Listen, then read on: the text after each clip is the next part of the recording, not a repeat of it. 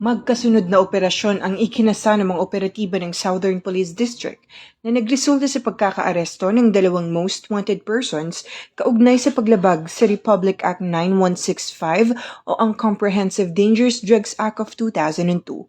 Unang nadakip bandang alas 5 ng hapon nitong nakaraang Biyernes lang sa Las Piñas City ang top 6 most wanted person station level na si Elias Bricks, 23 anyos. Inaresto siya ng Warrant and Subpoena Section ng Las Piñas City Police Station sa ilalim ng pamumuno ni Police Colonel Wilson O. de los Santos, Chief of Police.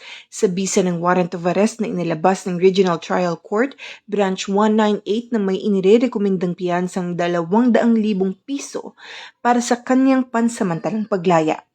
Samantala, mag-aalas 6 naman ng hapon ang ikasa ng Special District Operation Unit, katuwang ang District Intelligence Division, Intelligence Section ng DMFB, Pasay CPS at Makati CPS sa Almasiga Street, Barangay 182, Lungsod ng Pasay, na nagresulta sa pagkakaaresto kay alias Nuno, 21 anyos, nakabilang sa top 10 most wanted person sa Makati City na pinamumunuan ng Chief of Police na si Police Colonel Pedro A. Alagano Jr.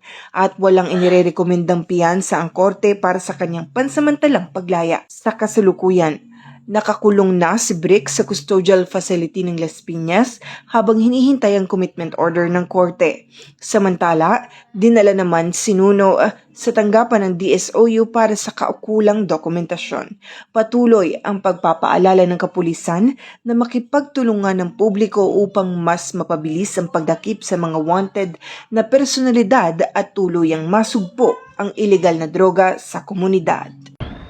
Mula dito sa Southern Police District, ako ang inyong PNN correspondent, Patrolwoman Meriton Veva, alagad ng batas, tagataguyod ng Bagitang Police.